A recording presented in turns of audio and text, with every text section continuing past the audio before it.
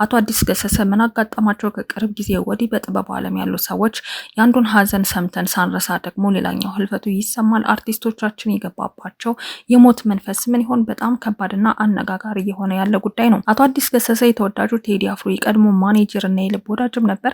ይህንንም ተከትሎ ድምፃዊ ቴዎድሮስ ካሳሁን ቴዲ አፍሮ ከሱ የማይጠበቅ ነገር አድርጓል የሚሉ በርካታ መረጃዎች እየወጡ ይገኛሉ።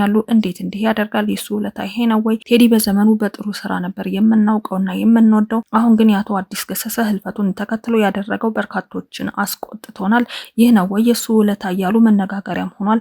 እናም ጉዳዩ ምንድነው የሚለውን ዘርዘር አድርገን ምላሾቹን በሙሉ አዘጋጅተናል፣ እናደርሳችኋለን። የአቶ አዲስ ገሰሰ ድንገተኛ ህልፈት ተከትሎ ቴዎድሮስ ካሳሁን ላይ እየቀረቡ ያሉ ትችቶችን ይዘንላችሁ ቀርበናል። ቴዲ አፍሮ ያደረገው ነገር ምንድነው የሚለውን እናደርሳችኋለን። ብቻ እናንተ ቪዲዮን ላይክ በማድረግ ጀምሮ ሼር፣ ሰብስክራይብ ማድረግም እንዳይረሳ። እንደዚህ ያሉ አነጋጋሪ የሆኑ ቪዲዮችን ስለቅ በቀጥታ እንዲደርሳችሁ የደወል ምልክቷን ተጫኑ። አብራችሁን ስለሆናችሁና ስለምትሆኑ እናመሰግናለን። የአንድ ወቅት የቴዎድሮስ ካሳሁን የቴዲ አፍሮ ማናጀሩ የነበረውና እጅግ በጣም በብዙ መልኩ ያግዘው የነበረው ከጎኑ የነበረው እንደ ትልቅ የጀርባ አጥንት ሆኖ ይቆጠር የነበረው እልፍ ብሎም ደግሞ እጅጋየሁ ሽባባውን በብዙ መልኩ ወደ ዓለም መድረክ እንድትወጣ በማድረግ ረገድ እልፍ ብሎም ደግሞ በዓለም አቀፍ ደረጃ እጅግ በጣም ዝነኛና ታዋቂ የሆነው የቦብ ማርሌ ቤተሰብንም ደግሞ በመርዳት ከጀርባ በመሆን በጣም ረጅም ጊዜ እንዲጓዙ በማድረግ ረገድም ከፍተኛ አስተዋጽኦ እንደነበረው የሚነገርለትና የአንጋፋው ድምፃዊ የዘለቀ ገሰሰ ታላቁ ወንድም አዲስ ገሰሰ ከዚህ ዓለም ድካም ማረፉ ተሰምቷል። ይህ ለኢትዮጵያ የኪነ ጥበብ ኢንዱስትሪ እጅጉን ትልቅ መርዶ ነው። ለመሆኑ ጋሽ ገሰሰ ማን ናቸው? ምንስ ገጠመው? ይህንን ጉዳይ በተመለከተ በዝርዝር ልነግራችሁ ወደናል። እስከ ፕሮግራማችን ፍጻሜ ድረስ አብራችሁን ቆዩ።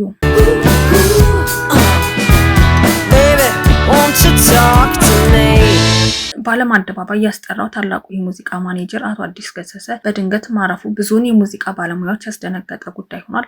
የሙዚቃው ዓለም ዛሬ አንድ ታላቅ ሰው አጥቷል። የዳሉል ባንድ መስራች ከሆኑ ሙዚቀኞች ዘለቀ ገሰሰ ወንድም በዓለም አቀፍ የሙዚቃ ኢንዱስትሪ ውስጥ ስሙ የገነነው ታዋቂው የሙዚቃ ፕሮዲውሰር እና ማኔጀር ፕሮሞተር አቶ አዲስ ገሰሰ በኒው ጀርሲ አሜሪካ በድንገት ከዚህ ዓለም በሞት መለየቱ ተሰምቷል። የሞቱ ምክንያት እስካሁን በይፋ ያልተገለጸ ቢሆንም ቅሉ የቅርብ ወዳጆች ዜናውን በከፍተኛ ሀዘን አረጋግጠዋል። አስክሬኑም ወደ ተወለደባት ወደሚወዳት ሀገሩ ኢትዮጵያ እንደሚመጣም መረጃዎች እያመላከቱ ይገኛሉ። አቶ አዲስ ገሰሰ በሙዚቃው ዓለም ውስጥ የተለመደ ሰው አልነበረም። ከመድረክ ጀርባ ቆሞ የብዙ ከዋክብት ስኬት መሰረት የሆነ ባለሙያ ነበር። ዝም ያለ ጸጥ ያለ ነገር ግን ስራው ብዙ የሚናገርለት ብዙዎችን ወደ ዓለም አቀፍ መድረክ ያመጣ የሙዚቀኞች የጀርባ አጥንት የነበረ ሰው ነበር። እጅጋየሁ ሽባባውን ስናነሳ እስካሁን ድረስ በኢትዮጵያ ሙዚቃ ታሪክ በሁሉም ሰው ልብ መወደድ የሚችል አልበም መረሳት የማይችል ስራ ሰርታለች።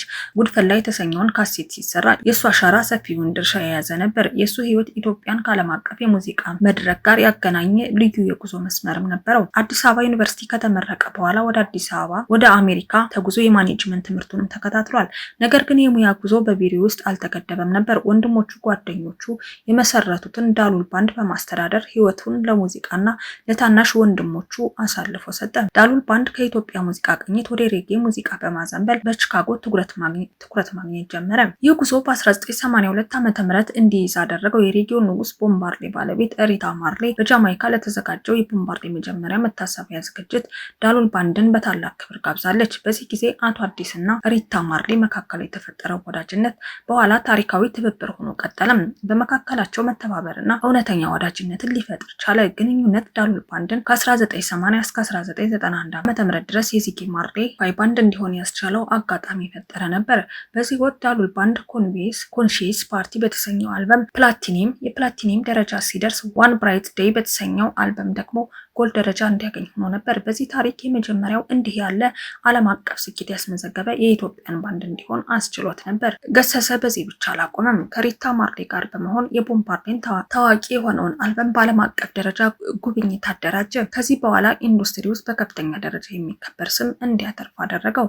ይሁን እንጂ ከሁሉም በላይ በሚታወሱት በአዲስ አበባ የተካሄደውን ታሪካዊ አፍሪካ ዩናይትድ ኮንሰርት በመፍጠሩ በብዙዎች ዘንድ ትልቅ አድናቆት ያገኘ የሙዚቃ የጀርባ አጥንት የነበረ ሰው ነበር። የቦብ ማርሌ 60 በዓልን ለማክበር የተዘጋጀው ይህ ኮንሰርት ከግማሽ ሚሊዮን በላይ ሰዎች አስተናግዶ በኢትዮጵያ የሙዚቃ ታሪክ ውስጥ የማይጠፋት ትልቅ ልዩ ስፍራ አኑሮም ቤተሰብ፣ አንጀሊክ፣ ቺኮ እና ሌሎችም ዓለም አቀፍ ከዋክብት በዚያው መድረክ ላይ ተገኝተው ለኢትዮጵያውያን ያላቸውን ፍቅር በማሳየት ረገድና ለኢትዮጵያ ያላቸው አዎንታዊ ገጽታ እንዲፈጠር ያደረገ ልዩ ክስተት ነበር። አዲስ የኢትዮጵያን ሙዚቃ ወደ ዓለም ለማድረስ የማይደክም ህልም ነበረው። ለዚህም አዲስ ማኔጅመንት የተሰኘ ታዋቂው ድምፃዊ ቴዲ አፍሮን ጨምሮ ለረጅም ጊዜ በማኔጅመንት አገልግሎታል። እንዲሁም የጂጂን ድምጽ ቀድሞ ያደነቀው እሱ ነበር። እናም እንዲህ ያለውን ድምጽ ይዛ እዚህ አትቀመጥም በማለት ወደ ኒውዮርክ እንድትሄድ መከራት። ከላይንድ ሪከርድስ መስራች ከሆነው ክሪስ ብራክል ጋርም አስተዋወቃት። ይህም ጂጂ ዓለም አቀፍ የሙዚቃ ውል እንድትፈራረም ከፍተኛውን መንገድ የከፈተላት አጋጣሚ ሆነም። በሙዚቃ ዓለም ከፍተኛ ስኬት ቢኖረውም አቶ አዲስ በግል ህይወቱ ግን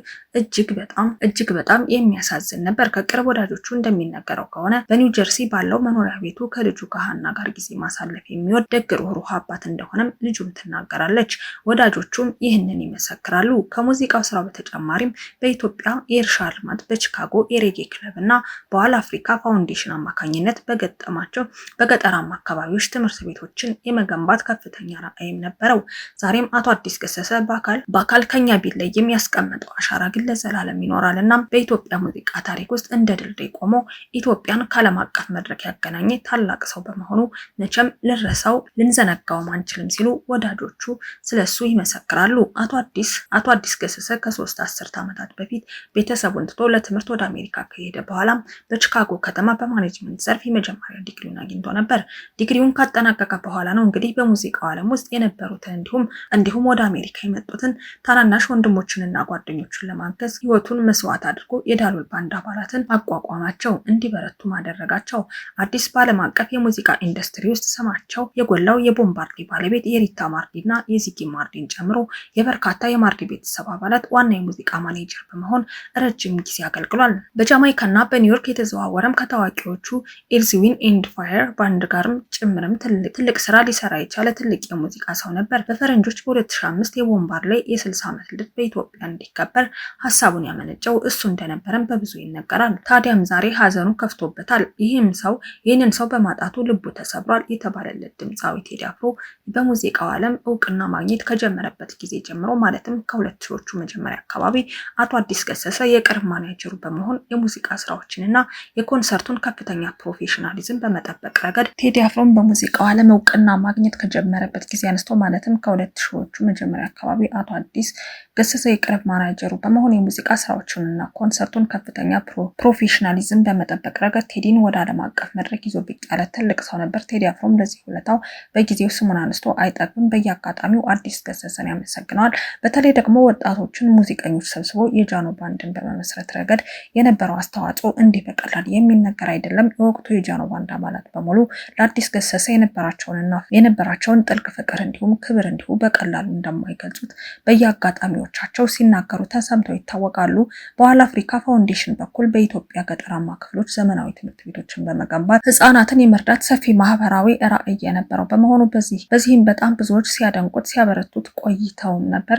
ዛሬ ይህ ጉንቱ የኪነ ጥበብ ሰው ከዚህ ዓለም ድካም ማረፉ ብዙዎችን የሙዚቃ ዘርፍ እንደሚጎዳም እየተነገረ ይገኛል። ታዲያም ቴዲ አፍሮ የልብ ወዳጁ የነበረውና ለዚህ ሁሉ እውቅና እንዲበቃ የጀርባ አጥንቱ በመሆን አሁን ላለበት እውቅና ላደረሰው አቶ አዲስ ገሰሰ ህልፈቱ በተሰማበት ጊዜ ምንም እንዳልተፈጠረ ዝም ብሏል። አስክሬኑ ወደ እናት ሀገሩ ይመጣልና በአንዳንድ ነገሮች ያው ካላቸው ቅርበትና እንዲሁም ደግሞ ጓደኝነት አንጻር ማለት ነው የአዲስ ገሰሰ ቤተሰቦች ቴዲ አፍሮን ሲጠይቁት ምንም ምላሽ ሳይሰጣቸው ነገሩን ችላ በማለት ዝም እንዳላቸውና ምንም እንዳልመሰለው ቤተሰቦቹ የተሰማቸውን ጥልቅ ሀዘንና ከቴዲ አፍሮ ይህንን አንጠብቅም በማለት የተሰማቸውን ቅሬታና እንዲሁም ጥልቅ ሀዘን ተናግረዋል።